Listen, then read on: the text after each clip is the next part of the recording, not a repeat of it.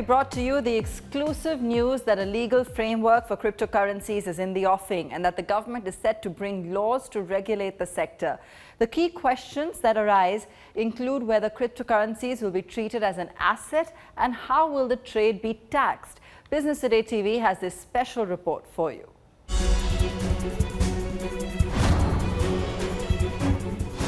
Two crore investors and counting.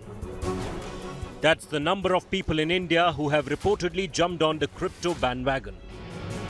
Even though the wagon is travelling on a road that is yet to be mapped out. There are three big issues the government has to address. Number one is the big one. Will cryptocurrency be treated as a medium of exchange or simply an asset?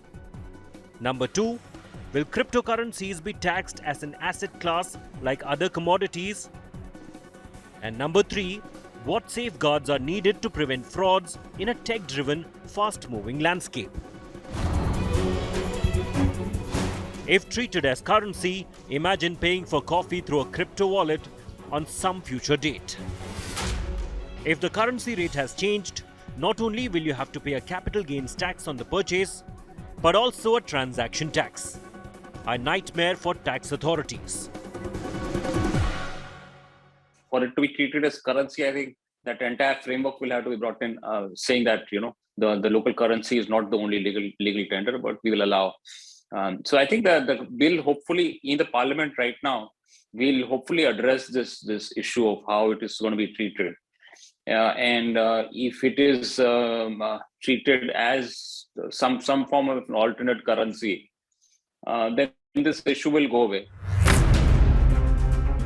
What's more, cryptos as they exist now are anarchist in nature, with developers deliberately keeping them out of the purview of currency regulators and sovereign governments.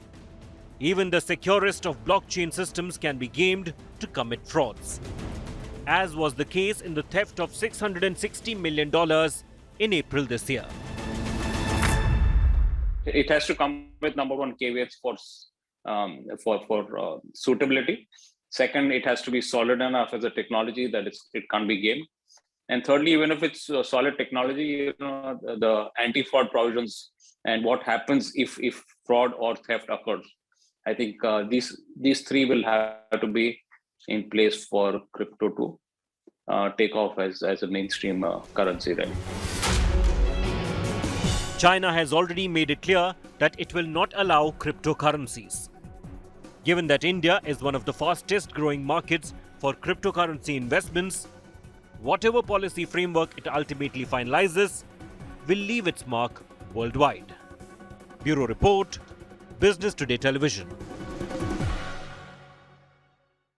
Lovai Navlakhi, MD and CEO, International Money Matters, joining us now. Great to have you with us and really want to get your expertise on how these regulations will evolve.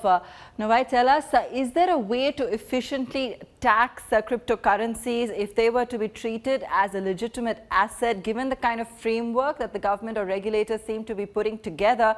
What do you think is going to be the likely course of action? So I think if, the cryptocurrency is treated as legitimate, it is quite likely that anything other than equity in the Indian context typically gets taxed as, as one sort of group, which is like debt taxation, which means that you might need to hold for 3 years and only then it will become long term. While it is short term, you will be taxed at your income tax slab. So it will get added to your income. Once you cross 3 years, hopefully you will get a 20% capital gains tax, but with indexation. That's what I'm thinking. But at the moment, it's not even legitimate. So one will have to wait and see what happens there. It's an industry where things are changing so rapidly. Is there a way to really keep track when it comes to some of these changes? How will the regulators look to safeguard interests of the small investor when it may actually be quite challenging to keep up with the pace of change when it comes to cryptocurrencies?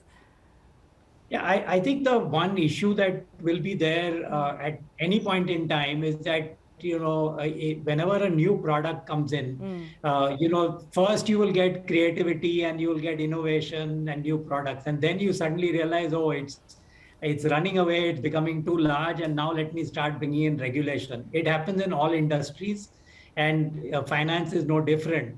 But the issue is going to be that the regulator will need to understand the product, how it works, what is the interest of people, how prices move. But without having that understanding, anything which sort of goes up very sharply, they will think of it as speculative and therefore clamp down heavily on it, I think, whenever they do first bring it into the legitimate sort of cauldron.